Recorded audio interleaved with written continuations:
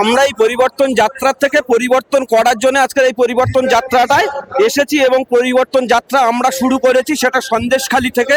সন্দেশখালীর এই পরিবর্তনের আওয়াজ উঠেছিল লোকসভাতে। আমরা সন্দেশখালী থানার উপরে ৭,৮০০ ভোটে জিতে পরিবর্তনের আখ্যা তৈরি করেছি এবং আগামী দিনে সন্দেশখালীর থেকে পরিবর্তন হবে এবং পশ্চিমবাংলা আবার পরিবর্তন দেখা যাবে। সেটা হচ্ছে কি, সন্দেশখালীর মাটির থেকে পরিবর্তন আসবে।